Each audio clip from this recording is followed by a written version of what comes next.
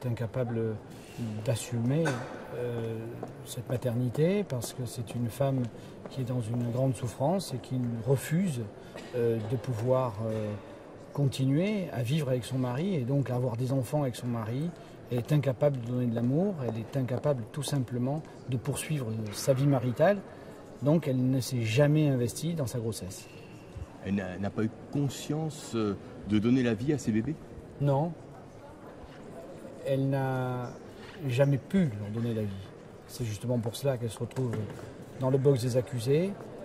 Elle n'a rien fait, elle est restée passive dans un accouchement des plus terribles, dans la douleur, dans une salle de bain, et elle a attendu passivement que les choses se passent, espérant peut-être même qu'elle-même disparaisse à l'issue de cet accouchement. C'est effroyable, c'est assez terrible de voir dans quel état de désarroi se trouve cette femme au moment où elle est confrontée à un acte, à un geste qui devrait être le plus beau de sa vie, et en réalité elle est incapable de leur donner la vie.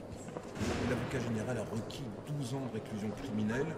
Si on regarde bien les autres affaires d'infanticide, de néoticide, je ne sais pas comment on dit, peu importe, 12 ans, ça paraît, bon, voilà, être la bonne mesure, c'est pas ce qu'on pensait. Mais... On a toujours le sentiment dans ces affaires qu'on veut donner à l'opinion publique un côté archi-répressif face à ce qu'on peut qualifier de crimes assez durs, douloureux, atroces, alors qu'en réalité c'est un vrai phénomène de compréhension qui doit s'instaurer au sein de la justice.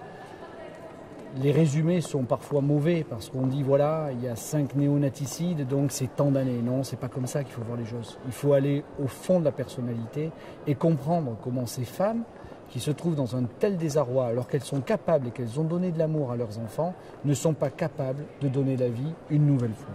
Et c'est le côté, j'allais dire, particulier de ces néonaticides. Ça mériterait, puisque les législateurs aiment bien faire des réformes, ça mériterait véritablement une vraie réforme parce que derrière chacune de ces femmes, il y a une femme différente, une femme qui souffre et il y a nécessairement des questions d'ordre psychologique et psychiatrique qui se posent dans ce type de procès.